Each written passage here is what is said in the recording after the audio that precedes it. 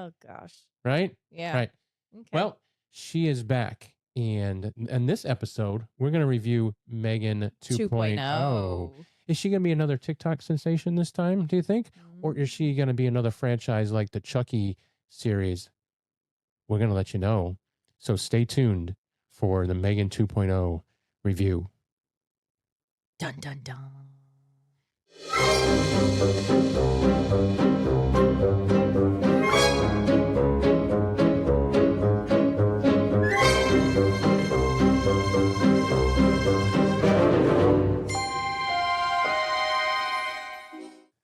All right, and welcome back to the Horror Comedy Hangout podcast. My name is Chris, the independent filmmaker. I'm Jess, the non-independent filmmaker. That's right. And like at the top of the show, we said we are reviewing Megan 2.0. Woohoo.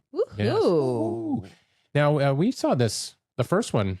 We went to the movies and saw the first one together. Did we go to the movies? Yeah, we did. We did, Yeah. It was a couple years back ago. It was 2022. Easy for me to say, right? Yeah. Gosh, that seems like so long ago.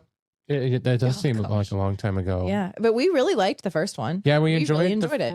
First one for sure. Yeah. We did. It took me a minute to get into that one, but then after I thought about it a little bit, I was like, "Oh, I really like this." They did, it was something different. Yeah, it did really well. It did. It did great. Yeah, it did great. So we're back. We didn't review that one obviously because we didn't have the podcast back then, but now we're going to review it now. So let's talk a little bit about this one. So this one kind of opens up in a whole different new way. We open up in this action sequence and we have a new robot in town, or AI robot in town, called Amelia. Yeah. And she is doing government missions and she kind of goes rogue. She was just a little bit. And she was built off of the Megan AI stuff, but just a little meaner and a little more aggressive kind of thing.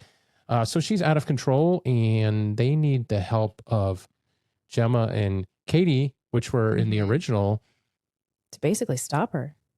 Yeah, they need her to help stop her, her team. And who else do they need to stop her? Megan. So there Megan comes in, right? Yeah. So, we pick up with Katie and Gemma. They're trying to rebuild after Megan 1.0. Yeah. Nearly destroyed them and killed them both. And they are working in other projects, and Katie's just living. She's a little older now.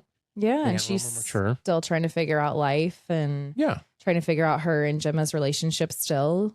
Right. And right. It's just kind of this. That's where we are right now with when that opens up. The Amelia robot is like this military grade, and like Megan's this toy kind of robot. So we got these little juxtapositions between the different AI robots there. But like we were talking at the top of the show, we saw that Megan 1.0. Well, just Megan. Megan. I just want to call it 1.0. Back in 2022. And like I said, we said that was a big hit. It was 93% on Rotten Tomatoes. Dang. It made $180 million. Holy cow. On a $12 million budget. That's insane. So it was a good return on their investment.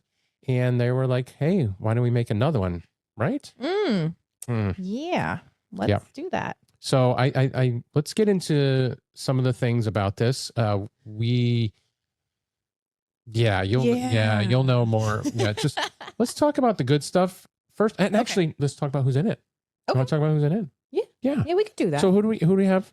So Allison Williams comes back as Gemma, who is the creator of Megan, and that is Katie's aunt. Yeah. What is her claim to fame? Do you know what one of her claim to fame is? No, but I bet you're going to tell me. Yeah, she is the daughter of Brian Williams, the NBC news anchor. Oh. Yeah. That's a fun fact I did not know. Crazy, right? Very cool. And then she was in a series called Girls. That was a big popular hit. She was in that for a little while. Is that on Netflix? I don't, might be. Somebody out there tell us that. Yeah, tell us who she's on. Who else do we have in this? We have Violet McGraw, who of course plays Katie. Right. Yeah. And she's grown up a little more now. Yeah, she I think is 12 now. Yeah, maybe. I think they said she's 12. So grown she's up. Middle school age now. She's grown up and she knows martial arts now. Yeah. So it's just crazy, right? So don't mess with Katie, little Katie. So she has a couple good credits to her name. She was in The Haunting of Hill House, which is on Netflix. So that's a really good horror show.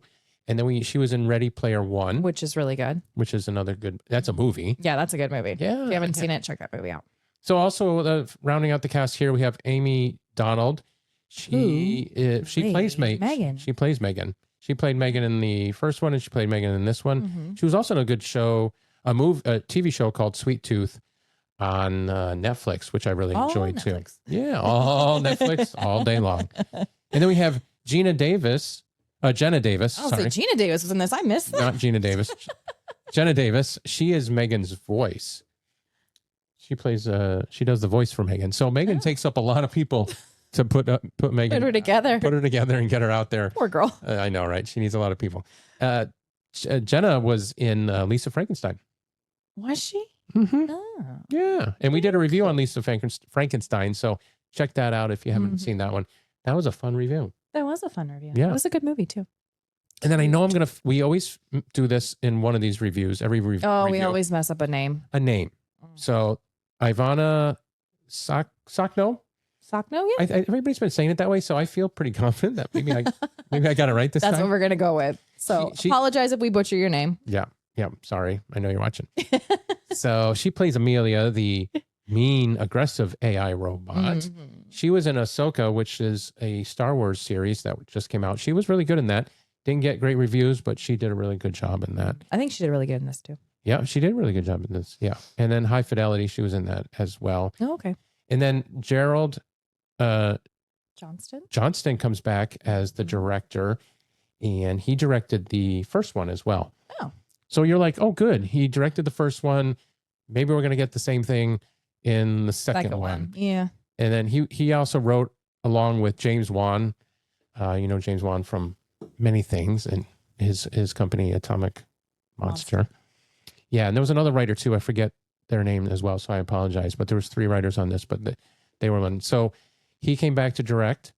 And why I said that is we were hoping that since he was the same director, that it would be the same. Yeah. Is because this movie, we have serious issues with this one. Yeah, issues is a good word. I like that one. Mm-hmm. And then one of the things, the big thing with this, anything you take away from this review, because you probably watch other reviews, but if you're watching this review or listening to this review, this 2.0 went under a massive tonal change and genre shift, transitioning to an action, comedy, spy, thriller. Don't forget musical.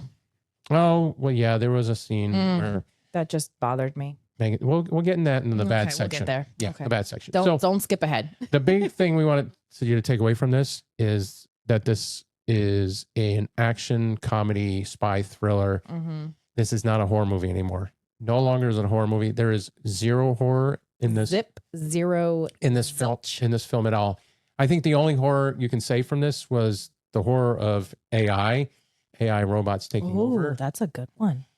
Yeah, that was the only thing you could put on it. But for horror fans out there, and we're a horror comedy and a horror channel review and all that stuff. And this was a mess. We went in here so excited for this one because we didn't get to review the other one because we were not a channel back then.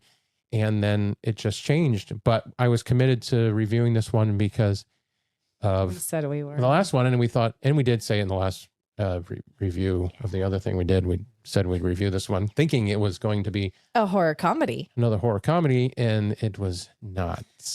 Yes. No. This was more like womp, womp. Terminator kind of thing. Oh, yeah. Oh, I like that. And it's fine because, some films have changed a little bit genres. There are big movies that have it's fine changed genres. It was just Left Turn. Yeah. With blinders on. Yeah. Yeah. And then I'll just wait for the bad because I just want to go in, but I can't. Yeah. No, we'll get there. I know. So the thing about this is just like the other one, this film doesn't take itself too seriously. It's still fairly campy kind of film. Campy, comedy, action, dancing, singing, like you said, kind of thing. So the franchise has a through theme line of the same kind of tonal theme.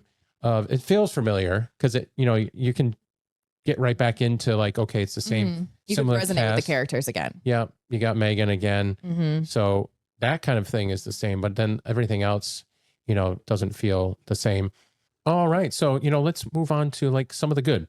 I think our good column is going to be this big, and then our bad column is going to be this big. But anything good comes to mind? Yeah, a few.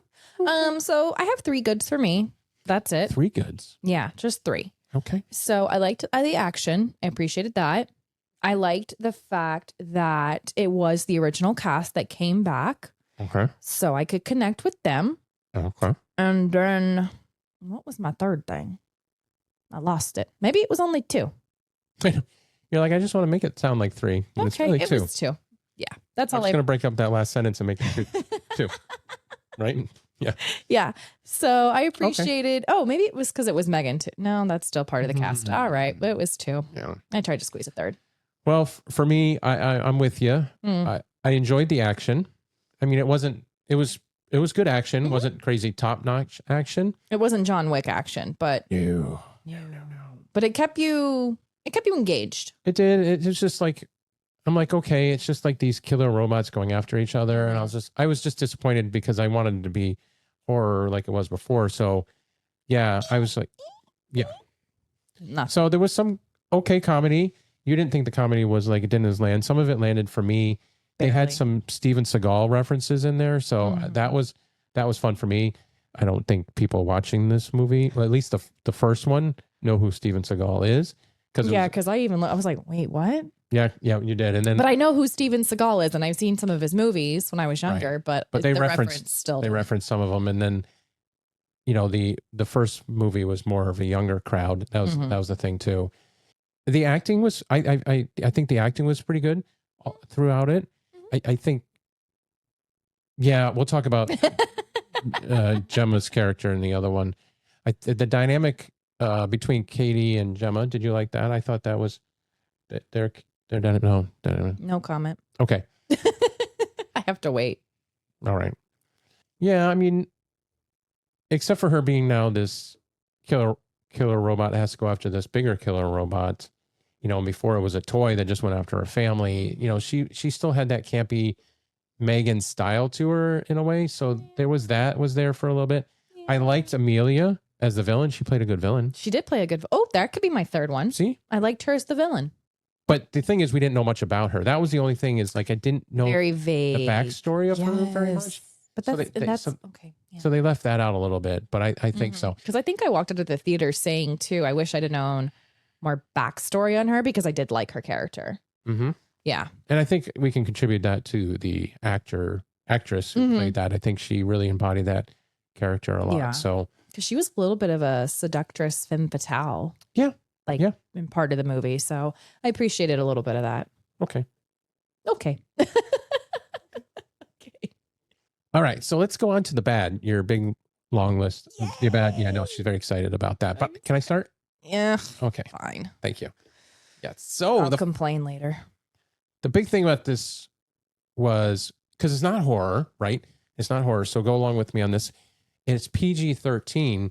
So even if there was going to be horror, it was going to be PG-13. So you wouldn't see much anyway. So they doing this PG-13 to gain that younger audience and have that younger audience engagement in these films and not make it R so they can't see it. Mm-hmm. So, but then you lose the gore, the violence, all that kind of stuff. Yeah, I agree. So that in itself makes it kind of waters it down anyway. So that was a big negative for me, I'd say, in that one. Yeah, I would agree because after seeing the first one and then coming into the second one, you expect it to be that same level of horror or violence or just, I would have even taken a little more suspenseful at that point to make it feel more horror-ish. And the film didn't even give us that. Oh, then we were talking about, in the top with the good I thought Gemma and Katie's relationship was a little better. I thought Katie was a little less annoying in this one than she was in the first one. And then Gemma was more annoying in this one than the other one. She was a very annoying, almost parent-like helicopter parent with it's with the Katie, which extreme. drove me crazy. I think it was driving us both crazy. I mean, Yeah. it was just like she's her aunt in the film, of course, but as the story has evolved, she kind of takes over that mom role because this is, this is all Katie's got. But it was so to the point of just like you wanted her to give Katie a little more freedom, a little bit more to be and express herself.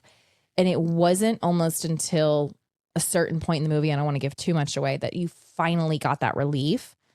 And I was just to the point of like, oh my gosh, this is like, it just made her character very whiny and unlikable at times for me. It did. It was just, yeah. But as far as it reminds me of a good though, when we were talking about this, funny enough, I know, right? When Katie was fighting the bad guys in their house. Oh, yeah. That was super fun. And she looked like a badass. And she did. And they trained a lot for that as well. So that was a fun scene in that, as far as being an action thriller. That was one of my favorite, more fun action scenes, was her in the house trying to find different things to help her. And then Megan helping her, because Megan's this AI in the house kind of thing. She didn't become a body until 45 minutes or so into the film. Yes. So it was a long time before she became Megan the body again, which was annoying as well. It took so long for her to become that. So, and then like I said, confusing genres, very conflicting tone with this as well. Halfway through the film, it was too long. This is a 2-hour movie, literally a 2-hour movie. And this does not need to be a 2-hour movie. When you get to the third act of this film, there was a part of it where I was like, oh, this is the third act, the big finale fight scene.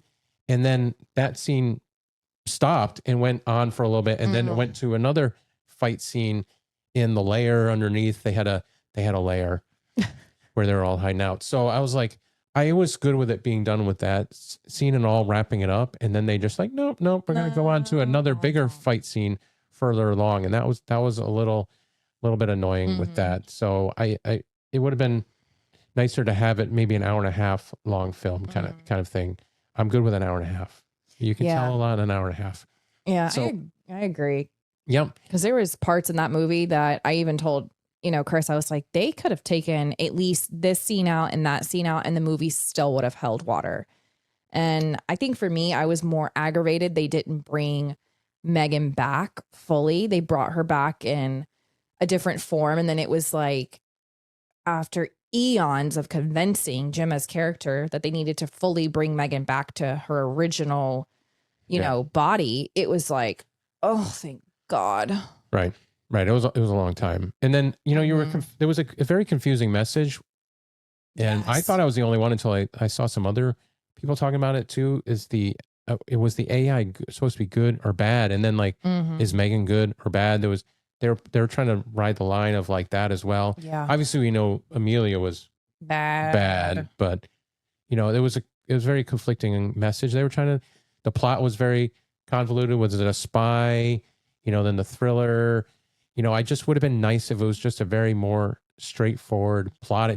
They tried to weave a lot of things and a lot of different angles in there. And it just got very convoluted and you kind of get lost in it towards the end. So I feel like a lot of stuff got forced. Like it just, even I think sometimes at times Katie's character wasn't believable. And, there was just a lot about this movie. I remember just looking at Chris at one point in the movie theater and I'm like, oh my God, I'm kind of bored. All right. So just a couple interesting facts. I always like to, check out, and I like to go behind the scenes of stuff and learn a little bit about movies, do the deep dive. So you don't have to do the deep dive. You just listen or watch. So, the director said he wanted to make Megan more sophisticated, which I guess she was a little bit, maybe.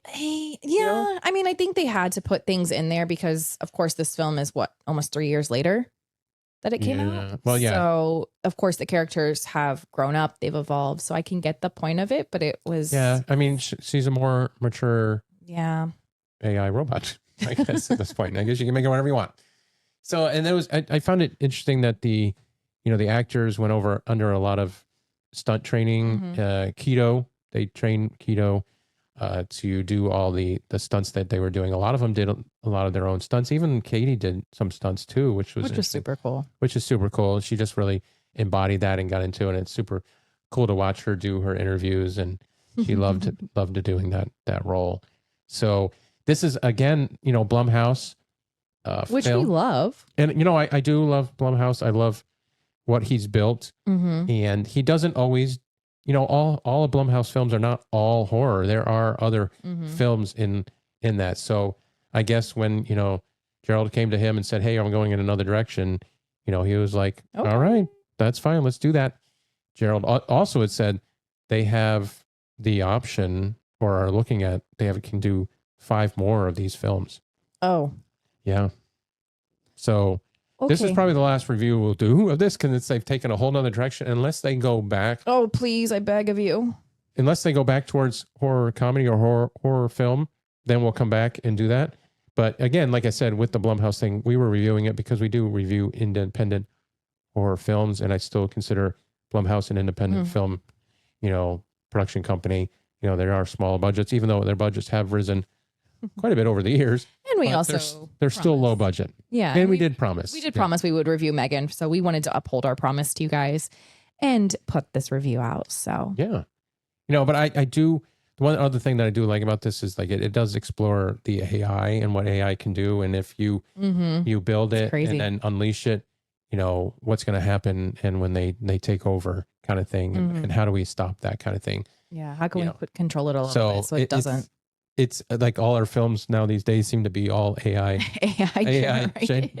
Not just generated, but just AI consumed. Yeah. So I like exploring that and seeing what's going to happen, because I feel like, we're right on the doorstep, and we're there with all AI. We're basically knocking on it and producing it and putting it out. So absolutely. So one thing I want to do, which I haven't done in a while, is a writing tip. And I think a screenwriting tip, because it goes along kind of with this film, because we did talk about how the plot got a little wonky and a little convoluted. Yeah. And this actually tip comes from a professional screenwriter that I've used many times. And I think I've said it before on this podcast, but I like to reiterate it, because to me, it's a very important thing that if you just have a simple plot, you can have a simple plot of a movie. And I think a lot of times when you do that, I don't know if it's the executives that are going, "Oh my God, it's not sophisticated enough." But I think as long as you have just a simple through line, simple plot, and then you execute it extremely well, then you have a really good film. You don't have to make the plot so convoluted and all over the place and jumble all these things together and try to make something. You just need to execute it very well. So when you're writing those scripts and everything, just it can be a simple idea. It doesn't have to be over the top idea to make a great film. So just something that I have to always say to myself too is, like, I like that advice. Just a simple idea. Just make sure you execute it very well. Yeah. And that just comes along with finding the right people to work with. And then pre-production, obviously, the more you plan, the better off you are in executing that plan. So that's good advice. I like that. Yeah. So let's move on to what we would rate this, which I'm really interested to see. So, obviously there's a few plot holes. It's a little convoluted. Plot holes. It changed genres completely. Now we have an action, campy, comedy, AI robot fling. So, yeah. How many screaming smiles would I give this? Yeah. Oh God. Oh, I'm like a 2.5, 3. I was not happy. 2.5. Well, which one? Pick one. Oh, jeez. Because I got to put it up there on the thing for everybody to see. No, okay. All right, I'll be generous and give it a 3. Oh wow! See, we're switching now, because I'm giving it a 2. Oh, 2. Oh, then right. I go back. I want a 2. No, you can't go back. You can't go back. Okay, I should have rated it lower. I was trying to be nice, but I kind of okay. Fine, I'll stick to my 3. 3 for you, 2 for me, or 2.5, whatever we'll go. Okay, can I have my 2.5? We'll give you 2.5. Thank you. 2 for me, and then that basically the bottom line of this whole thing is that there was a TikTok sensation on the last one because of that dance craze. Oh, there was no dancing. Right. Well, there was, but not her. No. Cool so dance. That was a huge hit. Obviously, this one, not going to happen. Womp. And this, obviously, Chucky is huge. Megan is not going to be another franchise horror. I don't think so. Character at all at this point because they're going in action comedy way. So which is we don't sad. see that happening anytime soon unless they come back towards that direction. But like they said, they have 5 movies to do that in. So maybe they will. But I don't see it happening. No, not with this. No. Which so is this was a disappointment for us. Mm-hmm. Just basically because it's not the horror comedy that we were hoping for. Mm-hmm. But I did not throw any popcorn in the air, so nope. Or scream, nothing. The other recommendation too is wait till this comes out on streaming. Oh yeah, don't go to the theater. Don't go to the theater. Spend all that money unless you really like campy action comedy and you like the first one and you're willing to change genres and willing to put up with a little bit of a convoluted plot and all that stuff. Go for it. Then go for it. But we recommend wait till it comes out on streaming. Or wait till it's free. Yeah, that's what I'm saying. Yep. Yeah, don't pay the $20. Just wait till it's like $5.99 or free. Yes. Yeah. So that is our review of Megan 2.0. So stay tuned for us next time. Mm-hmm. We're going to have the wonderful, amazing special effects artist, Barry Anderson. He'll be coming on and joining us. Really great guy. Day of the Dead. He's amazing. Yeah, he was super, super nice guy. Super nice guy. He did Day of the Dead, Hairspray, Miami Vice. And then what was the other one too? Jeepers Creepers. Oh, yes. And then many other stuff. So just a really interesting guy. Join us for that. It is the 40th anniversary of Day of the Dead. We'll be releasing that with that in mind as well. So please join us next week, in 2 weeks for that. 2 weeks for that one. If you like what you see, please like and subscribe. Please. Like and subscribe. Or comment, because Chris always reviews the comments and he will completely respond. Yep. And then he tells me about all the wonderful comments, and we really appreciate them. Yes. So thank you. We appreciate that as well. Absolutely. So you can see us on YouTube. If you're not already watching us on YouTube, you can also listen to us on any audio platform, while you're driving to work, shopping, working out, whatever you're maybe doing. Please listen to us as well. If you choose gardening. Yeah, it's a good time to be gardening. So thank you again as we reviewed Megan 2.0, and we'll see you next time at the Horror Comedy Hangout. See ya. Next.